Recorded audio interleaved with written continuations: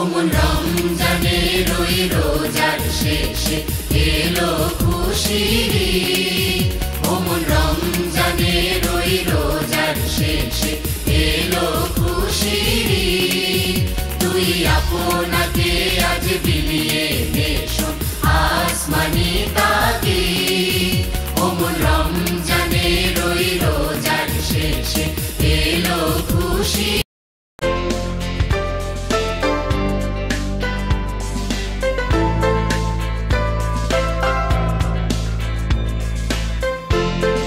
Hello everyone, আসসালামু আলাইকুম। ভিডিওর শুরুতে সবাইকে জানাই পবিত্র ঈদ উল ফিতরের শুভেচ্ছা। ঈদ মুবারক। আশা করি যে যেখান থেকে আমার ভিডিওটি দেখছেন ভালো আছেন, সুস্থ আছেন এবং নিরাপদে আছেন। আলহামদুলিল্লাহ, আমিও অনেক ভালো আছি। ঈদের দিন সকালবেলা ঘুম থেকে উঠে ফ্রেশ ট্রেশ হয়ে একটু বারান্দায় গেলাম, তারপর গাছগুলোতে একটু পানি দিয়ে চলে আসলাম রান্না করে। পবিত্র রমজান মাস শেষ হয়ে গেল দেখতে দেখতে, মনে হয় চোখের পলকে 30টা রোজা কমপ্লিট হয়ে গেছে। ভাবতেই অবাক লাগে কিভাবে চলে গেল দিনগুলো। আর এই তো মানুষজন সকালবেলায় নামাজে চলে যাচ্ছে। আমাদের এইখানে যে মসজিদ আছে এখানে 8:30টায় নামাজ শুরু হবে, তখন 8:30 বাজছে। মানুষ সবাই একদম যায় নামাজ হাতে করে, যত ছেলেরা আছে সবাই চলে যাচ্ছে নামাজে। আর আমি এখন মোটামুটি রান্না বান্না শুরু করে দিয়েছি। এক চুলায় দুধ জাল করছি সেমাই রান্না করার জন্য, আর এক চুলায় গরুর কলিজা ভুনা করব। আমার বেশ কয়েকদিন ধরে গরুর কলিজা খেতে মন চাচ্ছিল, তাই ভাবলাম আজকে মাংস রান্না করব না, খিচুড়ি রান্না করব আর গরুর কলিজা ভুনা করব। গরুর কলিজা ভুনা আমার খুবই পছন্দের একটা খাবার। গরুর মাংস থেকে বেশি ভালো লাগে গরুর কলিজা, তারপরে ফ্যাপসা, তারপর ভুঁড়ি, এগুলা খেতে আমার খুবই ভালো লাগে।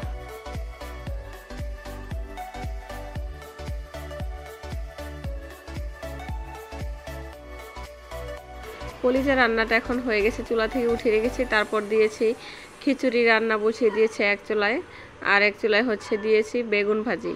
তেলটা গরম করতে দিয়েছি। আর আমি একটা ফেসবুকে কতগুলো টিপস ফলো করেছিলাম, আজকে সেটা পরীক্ষা করব সেটা ঠিক কিনা। তার মধ্যে একটা যেটা বেগুন ভাজার আগে বেগুনে যদি হলুদ মরিচ লবণ দিয়ে অনেকক্ষণ মাখিয়ে রাখা হয় তাহলে নাকি তেল অনেক কম লাগে। আসলেই সত্যি এই কথাটা। আমি আজকে দেখেছি যে অনেকক্ষণ আগে যেহেতু মাখিয়ে রেখেছিলাম, তেলটা আমার অনেক কম লেগেছে, এটা একদম সত্যি। আর এই তো রান্না বান্না শেষ করে এখন টেবিল সাজিয়ে ফেলেছি। আজকে খুব বেশি আইটেম করব না, কারণ আমরা আজকে বিকেলবেলা চলে যাব বেড়াতে। সকালে খাবো, দুপুরে খাবো, তারপর যা যা থাকবে ফ্রিজে রেখে আমরা চলে যাব বেড়াতে।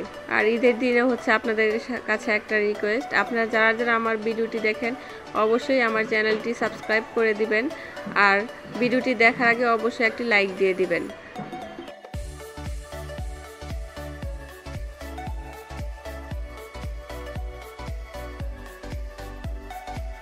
আর আনিকার বাবা নামাজ পড়ে চলে এসেছে বাসায়। এখন সে খেয়ে তারপর চলে যাবে নিচে, তাই সবার আগে সেই খেয়ে নিচ্ছে। আমরাও খেয়েছি, সেমাই খেয়েছি, কিন্তু খিচুড়ি খাইনি, খাবো একটু পরে। আমাদের গোসল টোসল তখন কিছুই হয়নি, তাই আমরা তখন খাইনি এখনো। আর আনিকা তো বাসায় নেই, আনিকা চলে গেছে ওর মামামের বাসায়। সে ওখানে ঈদ করবে। তার মাদ্রাসা বন্ধ হয়ে গেছে, সে আর কোনোভাবে বাসায় থাকলো না, চলে গেছে বেড়াতে। সেখান থেকে চলে যাবে সে তার নানুর বাসায়।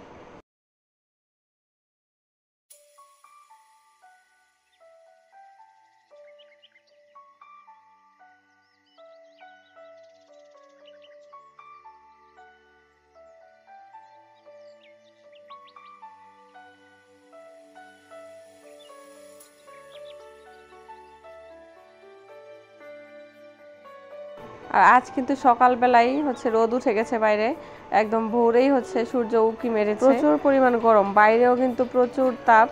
আর এখন আমি ফ্রিজ থেকে বের করে ঠান্ডা ঠান্ডা কোল্ড ড্রিঙ্কস খেয়ে নিচ্ছি। এটা খেলে একদম মন প্রাণ সব ঠান্ডা হয়ে যাবে। আর আমরা কিন্তু আজকে বিকেলে বেড়াতেও যাব, সেই আনন্দও কিন্তু আছে। আর আমি এখন বারান্দায় চলে আসলাম আবার গাছ দেখতে। আমি কিন্তু কিছুক্ষণ পরপরই বারান্দায় আসি, আবার গাছগুলো দেখি, আবার কতক্ষণ বাইরে তাকিয়ে তাকিয়ে মানুষ দেখি। আর এই তো আমাদের খাওয়া দাওয়া পর্ব শেষ, বাসায় সব কিছু গুছিয়ে টুছিয়ে নিচে চলে এসেছি। আমরা এখন বের হয়ে যাব বাপের বাড়ির উদ্দেশ্যে। সারাদিন নিজের বাসায় কাটিয়ে তারপর বিকালবেলা চলে যাচ্ছি বাপের বাসায়। 2 জায়গায় ঈদ করা হয়ে গেল।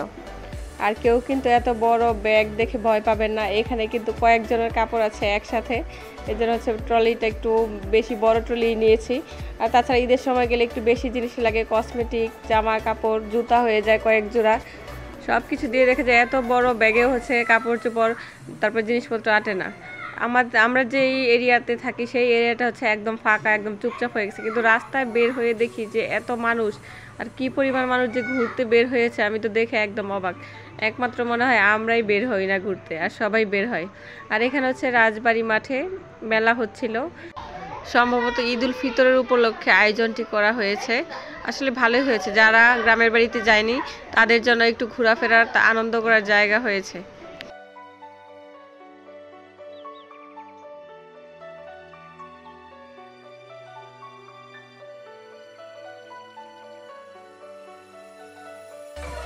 আমরা অটোরিকশা থেকে নেমে এখন হচ্ছে আরেকটা সিএনজি নিয়ে নিয়েছি, কারণ এখন হচ্ছে আমরা সিএনজি করে চলে যাব একদম আমাদের এখানে নদীর পার, ওখান থেকে নদী পার হয়ে তারপর হচ্ছে আমাদের যেতে হবে। আমার আব্বা হচ্ছে ওই পারে দাঁড়িয়েছে গাড়ি নিয়ে আমাদের জন্য, আর আমরা এটা চলে এসেছি। আস্তে আস্তে একদম সন্ধ্যা হয়ে গেছে, সন্ধ্যার আগে আসলে আপনাদেরকে আরও অনেক সুন্দর সিনারি দেখাতে পারতাম।